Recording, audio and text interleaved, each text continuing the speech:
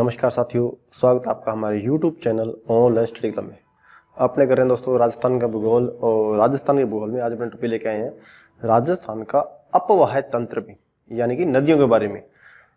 इससे पहले जो टॉपिक था दोस्तों वो था भौतिक प्रदेश। ठीक है, आज जो अपना टॉपिक रहेगा वो रहेगा नदियाँ। इसके बाद जो टॉपिक लेके आएंगे दोस्तों, उम्मीद है कि वो अपने झीलों पे बनाएंगे, यानी कि पानी का जो मैटर है सारे इकट्ठे कर लेंगे, चाहे वो नदी के पानी है चाहे वो झीलों का पानी है भी। उसके बाद देखेंगे दोस्तों नेक्स्ट वीडियो। फिलहाल आज देखते हैं अपना आज का जो टॉपिक रहेगा दोस्तों वो रहेगा अपवाह तंत्र भी।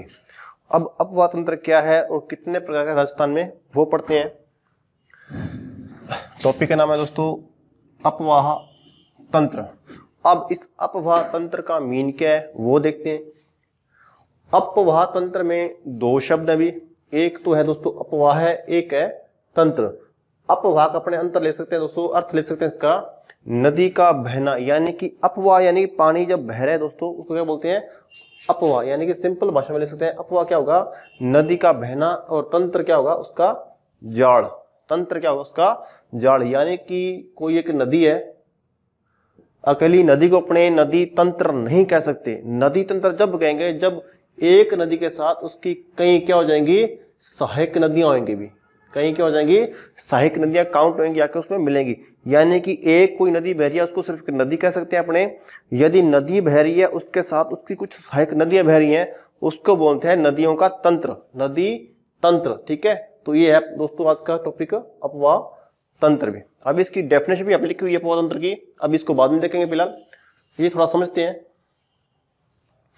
राजस्थान में जो दोस्तों अपवाह तंत्र है वो कितने प्रकार का है, तीन प्रकार का भी। राजस्थान में अपवाह तंत्र कितने प्रकार का है, तीन प्रकार का है। कौन कौन सा नाम पढ़ते हैं।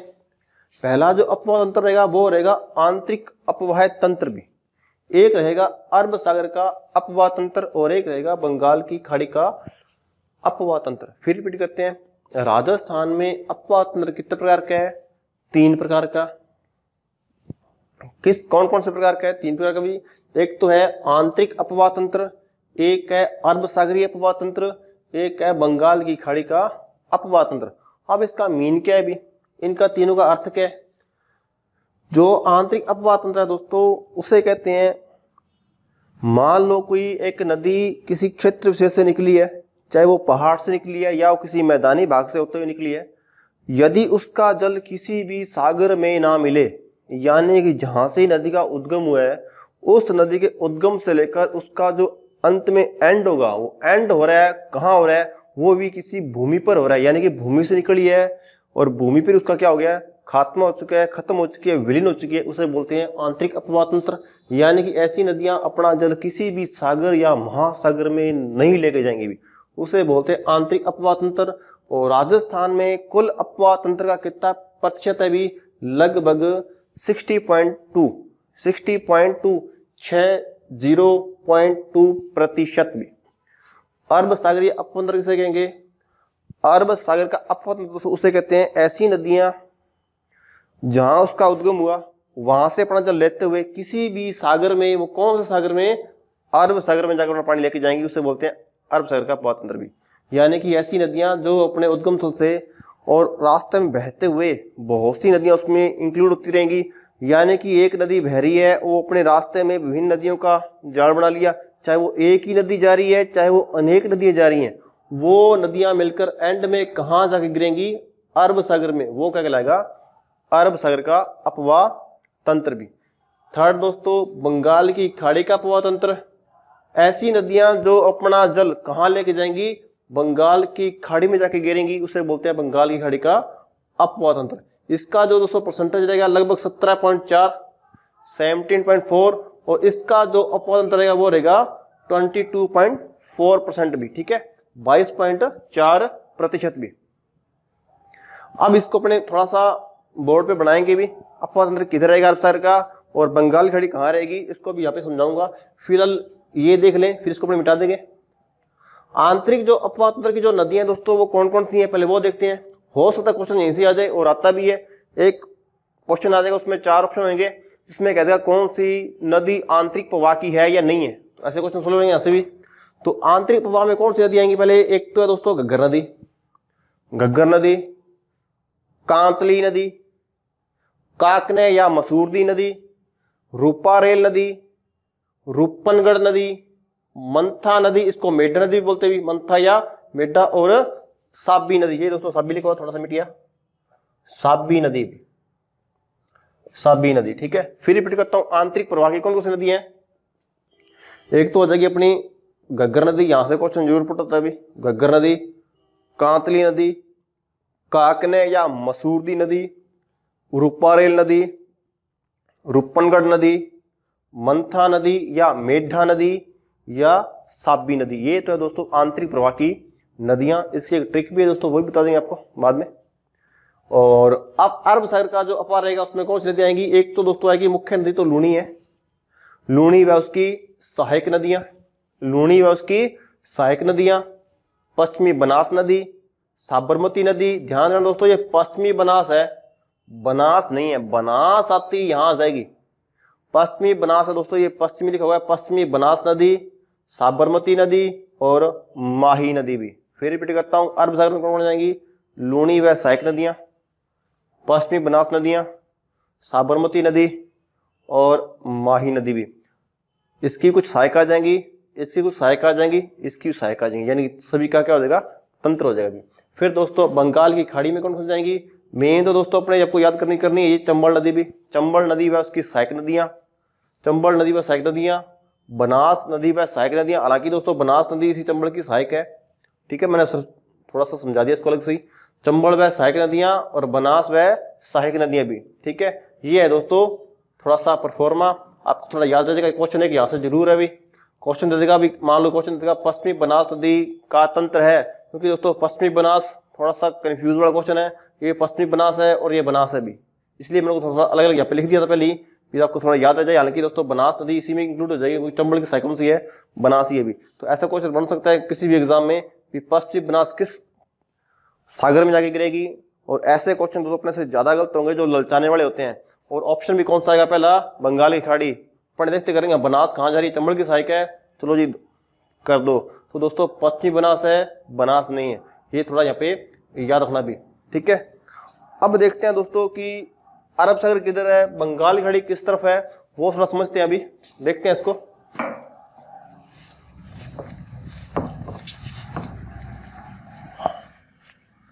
जो दोस्तों अपना हिंदुस्तान है, भारत है, इस भारत में साउथ के अंदर तीन तरफ भारत को जल लगता है भी। सपोज दैट दोस्तों ये अपना इंडिया भी, ठीक है। इस इंडिया में क्या है दोस्तों, जो अपना ये साउथ एरिया है ये बड़ा, यहाँ दोस्तों तीन तरफ भारत के जल लगता है भी, भारत के तीन तरफ जल है भी। यहाँ पाया जाएगा दोस्तों हिंद महासागर, हिंद महासागर भी। अब हिंद महासागर दोस्तों ये सारा यहाँ तक जो पानी है ये सारा क्या है दोस्तों? हिंद महासागर है, ये सारा पानी हिंद महासागर ही है दोस्तों, वास्तव में एक ही है ये। और भारत की भूमि इससे तीन तरफ से घिरी हुई है भी, जो साउथ की भूमि है 1, 2 और 3, तीन तरफ पानी है भूमि के, ठीक है। तो अब क्वेश्चन ये बनता है कि हिंद महासागर क्या है कि दोस्तों इसके दो पार्ट बन जाते हैं, अब भी दो तरफ पानी आ गया, तो इस पार्ट को बोलते हैं दोस्तों अरब सागर, अरब सागर, और इस पार्ट को बोलते हैं बंगाल की खाड़ी भी। ये है दोस्तों बंगाल की खाड़ी। साउथ में तो लिखा हुआ मैप पे कभी देखना दोस्तों, यहाँ लिखा हुआ हिंद महासागर, यहाँ लिखा हुआ बे ऑफ बंगाल, यहाँ लिखा हुआ Arabian sea, Arabian sea, bay of Bengal and Indian oceans भी। हिंद महासागर, बंगाल की खाड़ी और अरब सागर भी। कई बार दोस्तों सिंपल सा क्वेश्चन आता है भी, बंगाल की खाड़ी किस तरफ है, अरब सागर किस तरफ है, ये क्वेश्चन आ चुके हैं पहले। तो ध्यान देना, अपना जो राइट हैंड होगा दोस्तों वहां पे क्या लिखा हुआ है, ये बंगाल की खाड़ी, बे ऑफ बंगाल है, एंड दिस क्या होगा? Arabian sea and Indian oceans भी, यानी कि अरब सागर, बंगाल की खाड़ी एंड हिंद महासागर, इंडियन ओशन भी, ये कंडीशन रहेगी भी। अब उसको समझते हैं दोस्तों, अपने वो जो नदियां अगर क्या है वो कैसे कैसे काम करेंगी। यदि अपने इसको भारत बेस पे समझ लें तो भी समझ आ जाएगी, यदि इसको अपने राजस्थान मान लें तब भी समझ आ जाएगी। सपोज दैट इसको अपने राजस्थान के अनुसार समझते हैं, पहले वो देखते हैं, या यही समझा देता हूं। मान लो ऐसी नदी, मान लो कोई एक नदी है, ये वो अपने इस क्षेत्र से निकली, यानी कि स्थान भूमि का कोई भी एक स्थान दोस्तों भूमि है, समझ ले उसको। अरब सर क्या कहते हैं, बंगाल की खाड़ी क्या होगा वो समझ लेते हैं। भूमि है, कोई भी एक स्थान है दोस्तों, वहां से कोई नदी निकली और वहां बह रही है, और बहकर वो किसी भी बंगाल की खाड़ी या अरब सागर में नहीं आ रही है, अपने को दो तरफ ही जल लग रहा है भाई, एक तो इस तरफ एक इस तरफ, एक लग जाएगा यहाँ, तीन तरफ है भी। बात अपने सिर्फ दो की कर रहे हैं फिलहाल। राजस्थान को दो तरफ से टचिंग होगी, बंगाली खाड़ी टच तो नहीं करेगी लेकिन किसी नदी के द्वारा यहाँ तक पहुंच पाएगा जल उनका भी, जैसे कि यमुना से गंगा होते हुए या इधर आ जाएगा भी माही वगैरह होते हुए, वहां से आ जाएगा। तो अब किसको देखते हैं, ऐसी नदी, कोई भी एक नदी है दोस्तों, वहां किसी भूमि से निकली है और भूमि से निकली और किसी भूमि पर घूमते हुए उसी भूमि पर क्या हो गई है, विलीन हो गई है अभी, उसी भूमि पर क्या हो गई है, वो खत्म हो चुकी है। वो ना तो अरब सागर की तरफ आई है, ना वो बंगाली खाड़ी में आई है, यानी कि इस नदी की कोई अन्य कोई शाखा भी नहीं थी, उसमें होते हुए कहां तक पहुंच गई है, यहाँ अरब सागर तक या बंगाली खाड़ी तक भी, यानी कि ये नदी किसी भी सागर या महासागर में नहीं मिली है। ऐसी नदी को बोलते हैं दोस्तों आंतरिक प्रवाह की नदियां, जो अपना जल किसी भी सागर या महासागर में नहीं लेकर जाती है, वो किसी भूमि से निकलती है और वहीं भूमि पर ही विलीन हो जाती है, उसे बोलते हैं आंतरिक प्रवाह की नदियां। अब देखते हैं भी अरब सागर की नदी से बोलते हैं, अरब सागर देखते हैं पहले। ऐसी नदियां जो अरब सागर में जाएंगी, मान लो कोई एक नदी है, यहां से भूमि से निकली और बहते हुए कहां चली गई है, अरब सागर में जाकर अपना पानी घेर दिया, वो कहलाएगी अरब सागर की नदियां। यानी कि किसी नदी ने अपना जल शुरुआत किसी भी पहाड़ या पर्वत से होगी भी, वहां से होते हुए अपना जल बहते हुए कहां लेके गई है, वो एंड के अंदर अरब सागर में, ये कहलाएंगी अरब सागर की नदियां। और ऐसी नदियां दोस्तों जो अपना जल बहते हुए कहां लेके जाएंगी, बंगाल की खाड़ी में, वो कहलाएंगी बंगाल की खाड़ी की नदियां। तो दोस्तों यहां से ये याद रखना कि आंतरिक प्रवाह की नदियां किसी सागर या महासागर में नहीं गिरेंगी, वो केवल भूमि पर रह जाएंगी। और जो बंगाल की खाड़ी की नदियां होंगी वो अपना जल बंगाल की खाड़ी में लेके जाएंगी भी। अब राजस्थान में देखो दोस्तों, ऐसी नदियां जो किसी भूमि पर रहेगी, आंतरिक प्रवाह हो गया। ऐसी नदियां जो अरब सागर में लेके आई पानी, वो कौन सी नदियां होगी, अरब सागरीय नदियां, अरब सागरीय नदियां। और जो अपना जल कहां लेके आएंगी इस तरफ, वो कहलाएंगी बंगाल की खाड़ी की नदियां। हालांकि दोस्तों राजस्थान की कोई भी नदी डायरेक्ट वहां पे नहीं पहुंच पाएगी, उसकी कोई ना कोई सहायक से होते हुए जाएगी भी, तो उसको सबको डिटेल पढ़ लेंगे।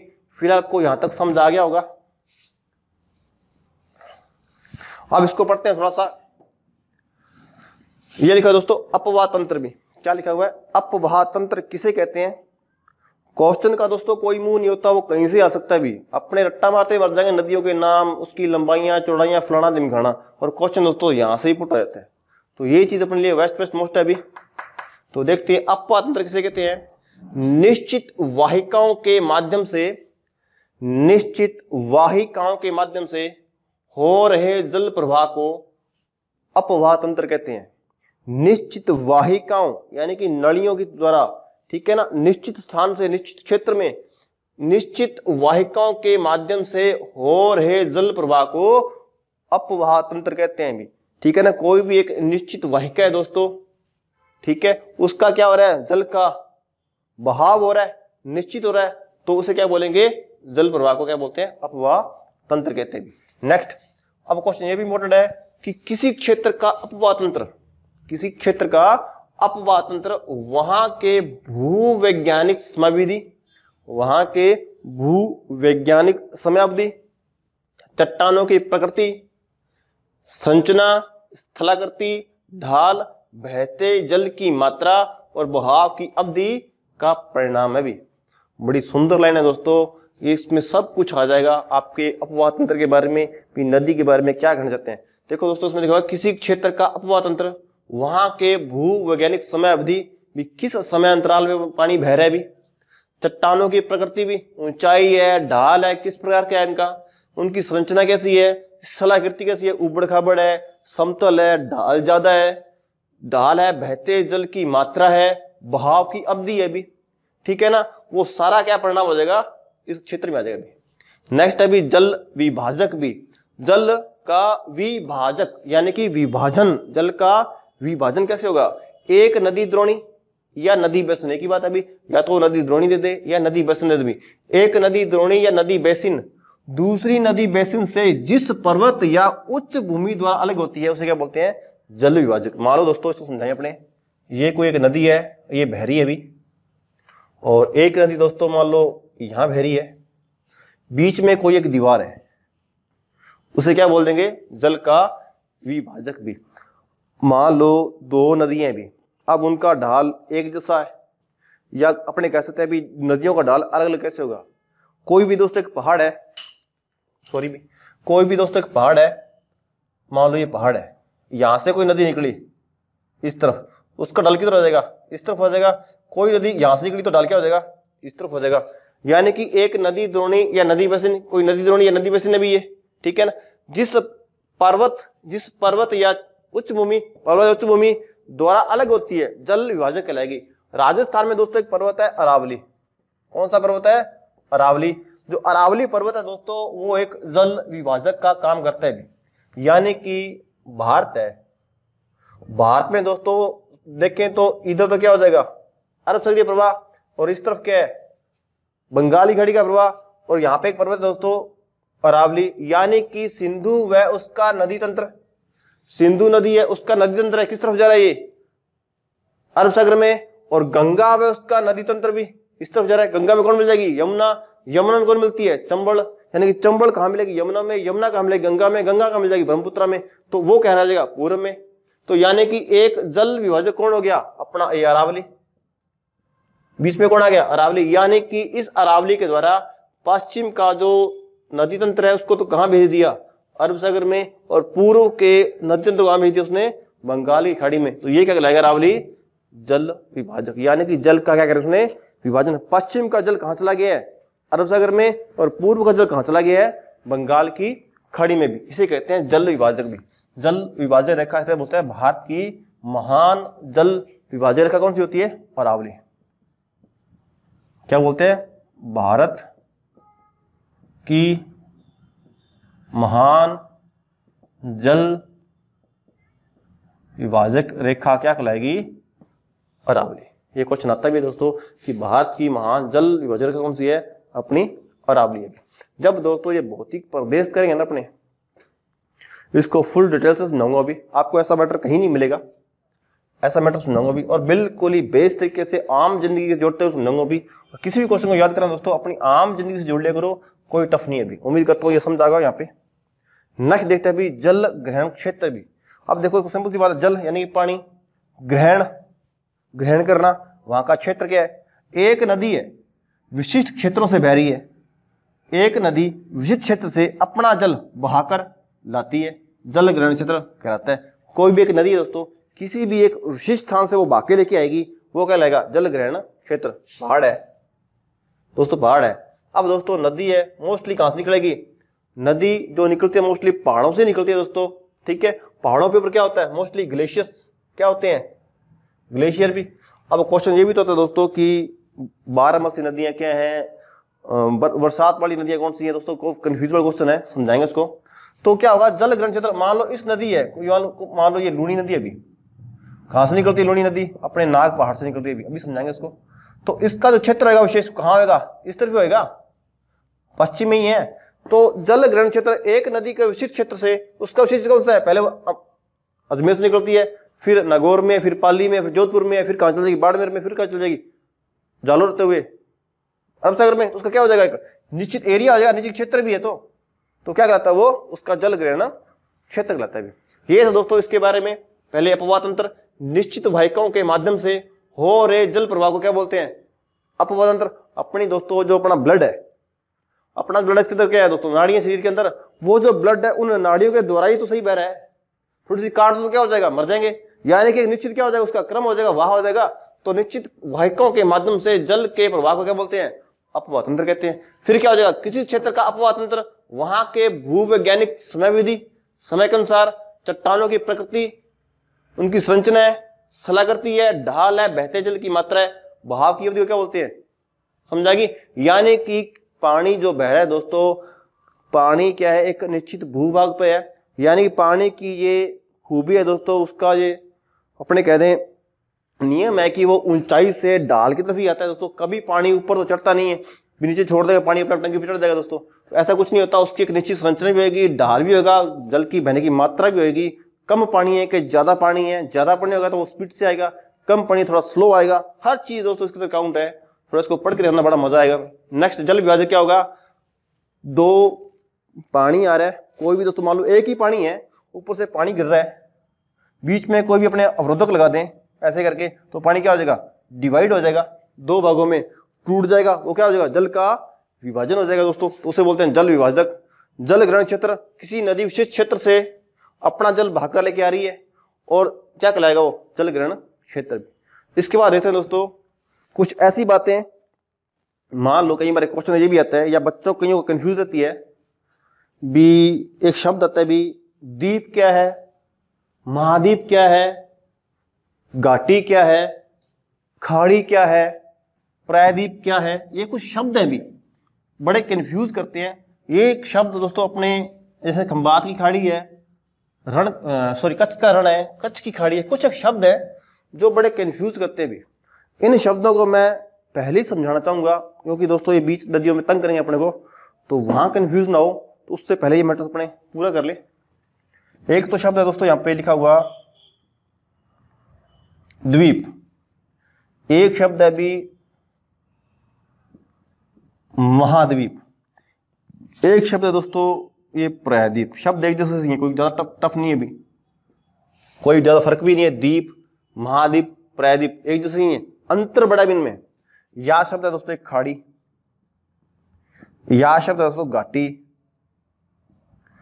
ये कुछ कंफ्यूज वाले क्वेश्चंस हैं। देखो द्वीप किसे कहेंगे, मान लो ये कोई भूमि का छोटा सा टुकड़ा है भी, भूमि का छोटा सा टुकड़ा, उसके चारों तरफ क्या है, ये पानी है। ये तो होगा भूमि का टुकड़ा, ये तो दोस्तों भूमि का टुकड़ा, कोई एक दोस्तों भूमि है, उसका कोई छोटा सा टुकड़ा, भूमि का छोटा टुकड़ा। भूमि के छोटे टुकड़े के चारों तरफ यदि पानी हो उसे द्वीप कहते हैं भी। क्या बोलते हैं, द्वीप कहते हैं। क्लियर, भूमि का छोटा टुकड़ा, चारों तरफ पानी, द्वीप। बस इसको थोड़ा क्या कर दो, भूमि का बड़ा टुकड़ा, उसके चारों तरफ पानी, महाद्वीप।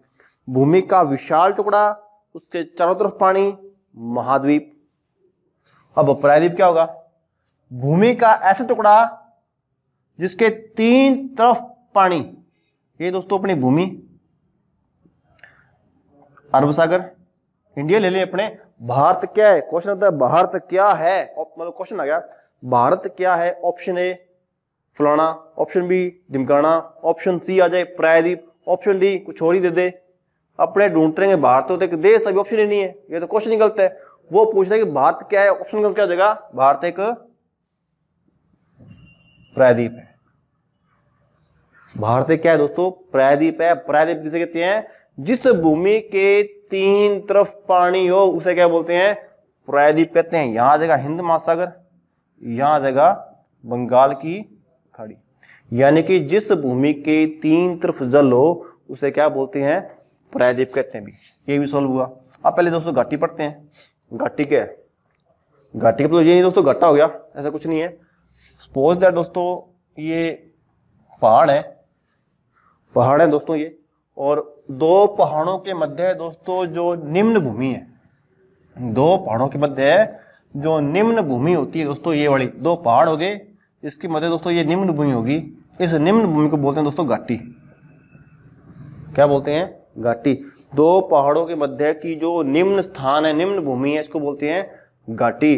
अब दोस्तों आपके दिमाग में एक क्वेश्चन आ रहा होगा, सिंधु घाटी सभ्यता, सिंधु घाटी सभ्यता। कई बार लिखा होता है दोस्तों सिंधु घाटी सभ्यता, कहीं लिखा होता है सिंधु सभ्यता, कहीं लिखा है सैंधव सभ्यता, कहीं लिखा होता है हड़प्पा सभ्यता। कुछ नहीं दोस्तों, एक ही शब्द के कई नाम है। ऐसे लोग दोस्तों जो मैदान में रह रहे हैं, किस नदी किनारे रह रहे हैं, ये सिंधु नदी थी दोस्तों, उसके किनारे बस गए तो वो कले सिंधु सभ्यता। सिंधु एक नदी होगी, सभ्यता वहां का स्थान हो गया सिंधु सभ्यता। घाटी क्या होगी, मौजूदा दोस्तों आज भी तो ऐसे ही घाटी में रह रहे लोग, जम्मू कश्मीर है या पहाड़ अरावली क्षेत्र है, आदिवासी लोग हैं जो तो रह रहे हैं, पहाड़ों के बीच में भी तो रह रहे हैं। वहां वो रह रहे थे, वहीं उनकी डेथ हो गई है, वहीं वो दब गए, वहीं से उनके कंकाल बाहर आ रहे हैं, तो क्या होगी, घाटी सभ्यता होगी ये। तो ये क्या हो जाएगा, घाटी। ये क्या कहलाता है, घाटी। अब एक शब्द बच गया दोस्तों, खाड़ी। खाड़ी क्या फंडा है, खाड़ी आप लोगों ने सुना होगा दोस्तों, एक तो पढ़ा होगा कच्छ की खाड़ी, बड़ा तंग करता है ये। एक पढ़ा है दोस्तों अपने खंबात की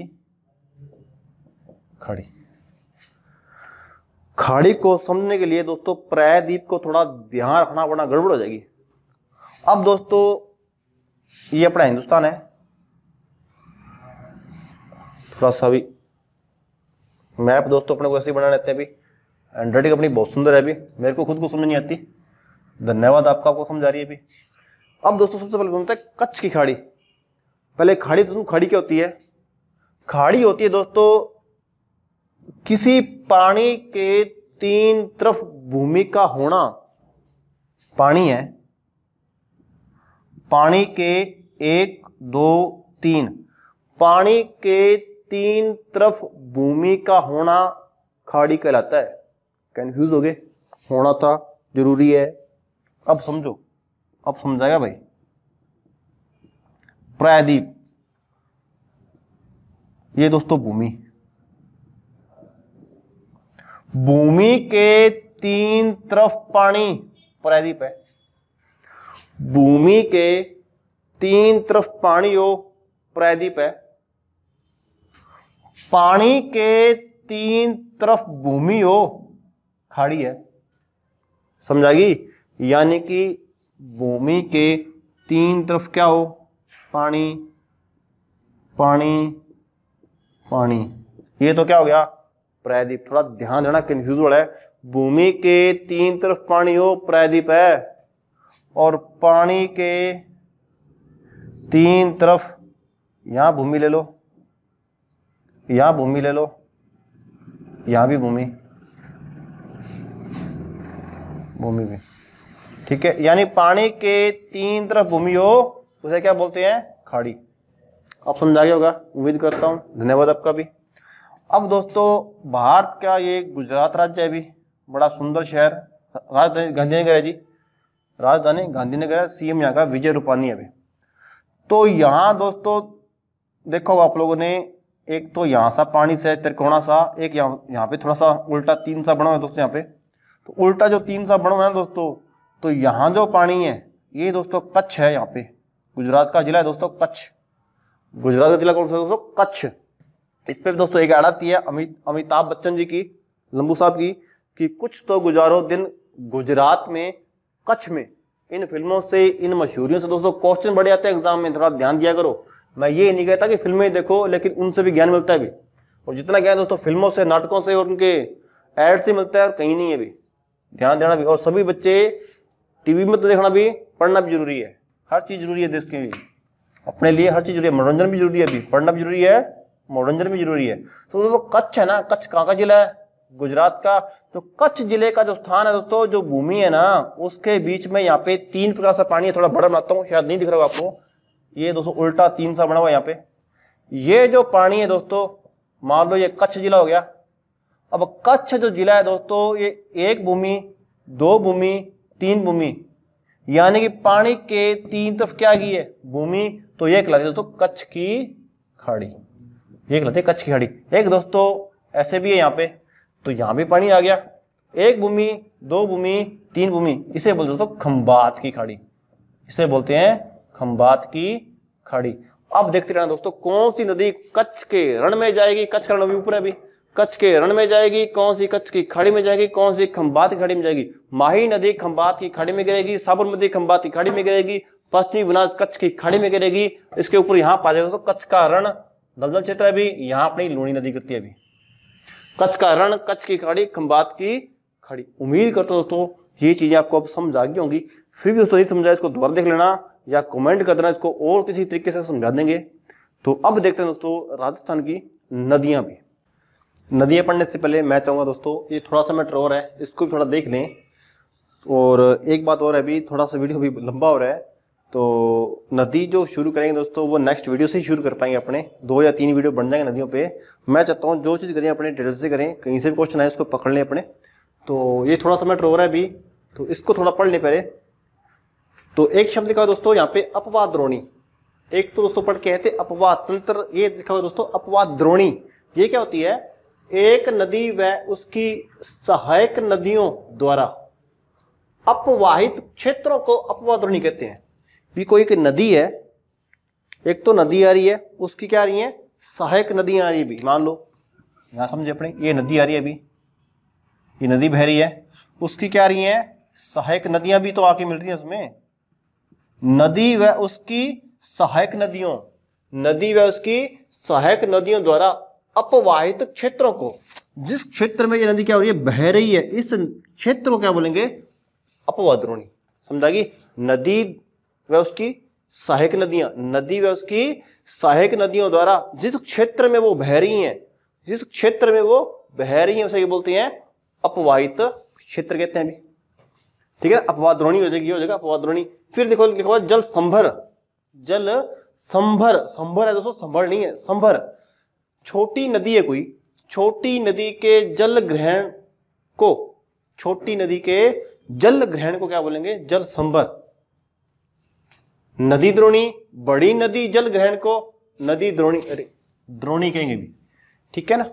छोटी नदी है दोस्तों, उसका जो जल ग्रहण है उसको क्या बोलेंगे, जल संभर कहेंगे। और बड़ी नदी है, बड़ी नदी के जल ग्रहण को क्या बोलेंगे, नदी द्रोणी कहते हैं भी।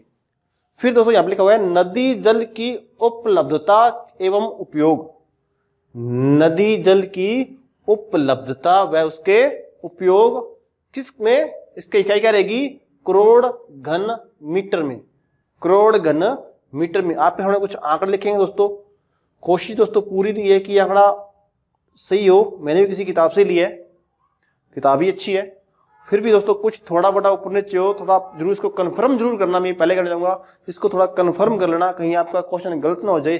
फिर भी दोस्तों कोशिश पूरी रहेगी भी अपना सही हो, ठीक है। तो जैसे चंबल, बनास, माही, लूणी और साबरमती, मैंने 5 नदियां ली अभी, चंबल है, बनास है, माही है, लूणी और साबरमती। चंबल नदी का जो उपलब्ध सतही जल है वो कितना है, 967.4, इकाई वही लगेगी दोस्तों आगे, ठीक है, 967.4। बनास की है 482.0, 482 है, 967 है ये। माही की 416.0, 416.0। लूणी की है 108.3। साबरमती है दोस्तों 85.3, 85.3 भाई। और इसमें क्या रहेगा, उपयोग हेतु प्राप्त जल कितना, इसमें से चंबल का जा अन्य नदियों का, चंबल का कितना है दोस्तों 934.9, 934.9, 382.7, 382.7, 328.0, 328.0, 60.3 किसका रहेगा ये, लूणी का। और साबरमती कितना रहेगा 61.6, 61.6 भी। और जल ग्रहण क्षेत्र यहां से क्वेश्चन आ चुका है दोस्तों, जल ग्रहण क्षेत्र से चंबल कितना है 17.18, 17.18 चंबल का जी। बनास का 24.21, ये क्वेश्चन आया हुआ है अभी। क्वेश्चन क्या आया था, हालांकि इस आंकड़े से नहीं आया था, क्वेश्चन आता है राजस्थान में ऐसी कौन सी नदी है जिसका जल ग्रहण क्षेत्र ज्यादा है, उसका उत्तर दोस्तों बनास रहता है। ऐसी नदी जिसका जल ग्रहण क्षेत्र क्या हो जाएगा ज्यादा, कौन सी नदी है, बनास नदी है भी, ठीक है ना, 24.21। फिर दोस्तों माही 9.4, लूणी का 20.21, 20.21 भी। साबरमती का बस नहीं मिल पाया दोस्तों, कहीं मैंने मत्था मारा था, नहीं मिला भी, देख लेना भी, बहुत देखा था नहीं मिला। तो एक चीज और लिखी हुई यहाँ पे, राज्य की नदियों को, राज्य की नदियों को 13 जल ग्रहण क्षेत्रों में, 13 जल ग्रहण क्षेत्रों में और 59 उप जल ग्रहण क्षेत्रों में विभाजित किया गया, बांटा गया भी। राज्य की जो नदियां दोस्तों उसको 13 जल ग्रहण क्षेत्रों में और 59 उप जल ग्रहण क्षेत्रों में विभाजित किया गया भी। ये था दोस्तों थोड़ा सा नदियों से पहले कुछ महत्वपूर्ण बातें भी जो अपने एग्जाम में बिल्कुल आ सकती हैं भी, कोई बड़ी बात नहीं आना। मैं फिर कह रहा हूं दोस्तों, ये थोड़ा सा आंकड़ा आप चेक कर लेना दोस्तों, कोशिश मैंने पूरी की है भी सही हो, फिर भी दोस्तों थोड़ा ऊपर नीचे हो सकता है, तो एक बार आप इसको जरूर कंफर्म कर लीजिएगा। फिर भी दोस्तों हमारी तरफ से कोई गलती रहेगी हम माफ़ी मांगते हैं, लेकिन आपका जो कैरियर बहुत इंपॉर्टेंट है दोस्तों, आपका एक एक क्वेश्चन बहुत महत्वपूर्ण है, इसको फिर भी आप थोड़ा सा नजर मार लीजिएगा, ठीक है। ये आंकड़े पे बाकी लगभग सही आंकड़ा, कोई दिक्कत नहीं है, ठीक है। ये था दोस्तों नदियों का पहला पार्ट।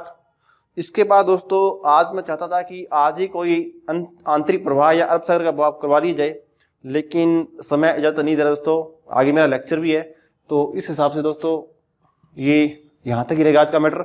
बाकी दोस्तों को नेक्स्ट वीडियो में देखेंगे। तो यदि आपको दोस्तों हमारा चैनल अच्छा लग रहा है तो हमारे चैनल को सब्सक्राइब करें पास में लगे बेल आइकन को दबाएं जिससे आपको नई नई वीडियो मिलती रहे। लाइक करें, शेयर करें। थैंक यू भी, धन्यवाद।